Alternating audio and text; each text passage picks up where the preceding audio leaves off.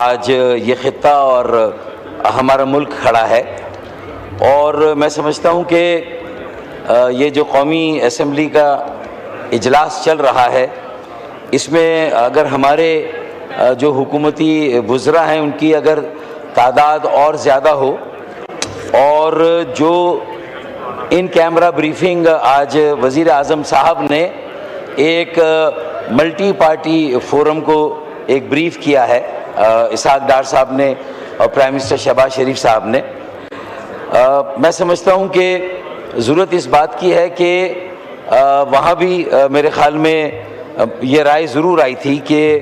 ایک جوائنٹ پارلیمان کا سیشن ہونا چاہیے ان کیمرہ، اور تاکہ ہمارے جو نمائندے بہت ساری وجہ سے وجوہات وہ شرکت نہیں کر سکے، ان کی شرکت کو بھی ہم یقینی بنا سکے۔ تو میرے خیال میں ہم تجویز پر بھی جائیں، کچھ سوال بھی کریں، اور اگر کہیں گیپس نظر آتے تو ان کو فل کرنے کی ضرورت ہے، تاکہ ہم اپنے عوام کو کسی بھی طرح کے پروپیگنڈے سے گمراہ نہ ہونے دیں۔ میرے خیال میں یہ اس وقت ہماری ذمہ داری ہے کہ ہم یہ افورڈ نہیں کر سکتے کہ پاکستان اس وقت ڈی اسٹیبلائز ہو، پاکستان میں ایک بھائی اور دوسرے بھائی کے درمیان کسی طرح کی خلیج قائم ہو اور اس خلیج سے کوئی اور فائدہ اٹھا جائے۔ تو ضرورت اس بات کی ہے کہ اس وقت جو ہماری پوزیشن ہے، ہمارا اسٹینڈ اور موقف ہے، وہ بہت واضح ہونا چاہیے۔ اور پھر یہ ایک بہت بڑی آزمائش ہے پوری ملت اسلامیہ کے لیے، اور ہمارے لیے بالخصوص اس لیے کہ ہم ابھی معاشی طور پر پوری طرح سے اپنے پیروں پہ کھڑے نہیں ہوئے ہیں۔ ہم نے معاشی استحکام اور ترقی کا سفر ابھی شروع کیا تھا۔ معرکہ حق میں جہاں ہماری سویلین جمہوری قیادت وزیر اعظم پاکستان شہباز شریف صاحب اور ان کے ساتھ ہماری جو عسکری قیادت ہے چیف آف ڈیفنس فورسز جناب جنرل عاصم منیر صاحب نے جو ہمیں کامیابی دلائی گزشتہ سال معرکہ حق میں، ہمارا سر فخر سے بلند ہوا، اور پھر ہم نے اپنی ساری توجہ یکسوئی کے ساتھ معرکہ معیشت کی طرف مبذول کی، اور یہ سال 2026 اسے ہم نے معرکہ معیشت کا سال قرار دیا۔ تو میں سمجھتا ہوں کہ ہمیں بہت احتیاط سے کام لینا ہے، کیونکہ ہم ایک ٹائٹ روپ واک پر چلے ہیں، ایک تنے ہوئے رسے پر ہم چل رہے ہیں۔ ہمیں ایک فائن بیلنس اختیار کرنا ہے۔ ایک طرف ہمارا دوست پڑوسی اور برادر ملک ایران ہے، اور دوسری طرف خلیجی ممالک سے بھی ہمارے تعلقات میں سمجھتا ہوں کہ دیرینہ ہے۔ ہم آل ویدر فرینڈشپ، ہر موسم کی ہماری ان کے ساتھ دوستی اور بھائی چارہ ہے۔ تو میں سمجھتا ہوں کہ ہماری، اور پھر بالاتفاق جو کردار امریکہ نے ادا کیا 5 مئی اور 10 مئی 2025 کے درمیان، اور جس طرح ہم نے اپنے دیرینہ اور بدترین دشمن کو دھول چٹائی اور اس کی طاقت کو، اس کے غرور کو خاک میں ملایا، تو میں سمجھتا ہوں، اور اس میں جو جنگ بندی ہوئی اور امریکہ کا کردار تھا، اور پھر ہم نے یہ دیکھا کہ پاکستان اور امریکہ کے تعلقات کے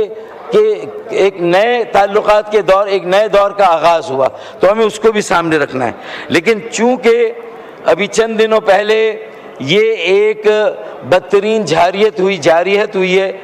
ایک سفاکیت ہوئی ہے، اور ایک توسیع پسندانہ عزائم پر عمل کر کے اسرائیل نے جو حملہ کیا ہے ہمارے پڑوسی اور برادر ملک ایران پر، یقیناً ہم سب نے سخت ترین الفاظ میں اس کی مذمت کی۔ پاکستان کی حکومت نے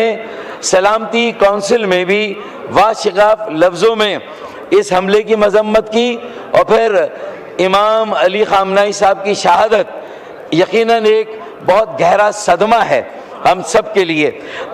ہم نے خراج عقیدت پیش کیا انہیں، اور جو اس کے علاوہ شہداء تھے ہم نے ان کے جو خون جو ناحق بہا ہے ہم نے اس پر بھی بات کی ہے۔ اور ظاہر ہے کہ میں یہی بات کہوں گا کہ یہ جذبہ ہر جگہ موجود ہے کہ نہ سر جھکا کے جیے ہم، اور نہ منہ چھپا کے جیے. میں خراج عقیدت پیش کرتے ہوئے علی خامنہئی صاحب کی جو شہادت ہے میں یہی کہوں گا کہ نہ سر جھکا کے جیے ہم اور نہ منہ چھپا کے جیے, ستم گروں کی نظر سے نظر ملا کے جیے. اب اگر ایک رات کم جیے تو کم ہی صحیح, یہی بہت ہے کہ ہم شمع جلا کر جیے. تو میرے خیال میں یہی بہت ہے کہ ہم مشعلے جلا کے جیے. تو میرے خیال میں یہ جذبہ اپنی جگہ موجود ہے, لیکن جذبے اپنی جگہ پر ہیں, لیکن ہمیں بہت ہی تحمل سے بردباری سے بھی کام لینا ہے, اور ہمیں ایسی پالیسی وضع کرنی ہے کہ جس میں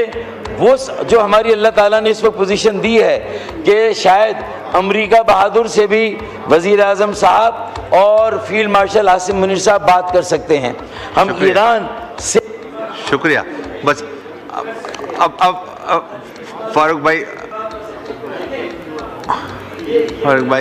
اس طرح نہیں کام چلے گا. یہ ایک اہم بات بحث ہو رہی ہے. میں نے تو سیدھی آپ کے ہی پارٹی کے ممبران ہیں, 3 کے اور نام ہیں. افطاری سے پہلے ہم نے جانا ہے, یہاں کے سٹاف کو کم سے کم گھنٹہ لگتا ہے بسوں میں گھر پہ پہنچنے کے لیے. کل بھی شکایت آئی پارلیمانی لیڈر ہوں, خالد بھائی کی طرف سے مجھے کہا گیا ہے کہ میں پارٹی کے ایک موقف کی یہاں پر نمائندگی کروں, اور میں یہاں بات کر رہا ہوں, اور میں ساری کام کی بات کروں گا. میں کوئی بات ایسی نہیں کروں گا جو کہ کوئی شک نہیں. دیکھیں سوال یہ پوچھنے کا ہے اور یہ جاننے کا ہے کہ اگر یہ اسرائیل نے حملہ کیا تھا ایران پر اور اسرائیل کی جارحیت تھی, تو میں یہ جاننا چاہتا ہوں اور ہمیں ہمارے بڑے یہ معلوم کر کے بتائیں کہ پھر اگر خلیجی ممالک میں فرض کر لے یو اے ای ہے, بحرین ہے, کیسے وائنڈ اپ کروں, کویت ہے, قطر ہے, اگر ان میں سے کسی کی زمین استعمال ہوئی تو ان ممالک کو اس لڑائی میں گھسیٹنے کی کیا ضرورت تھی, اور یہ کون سی سازش ہے جس پر یہ عمل ہو رہا ہے. کل ہو سکتا ہے کہ اسرائیل اپنے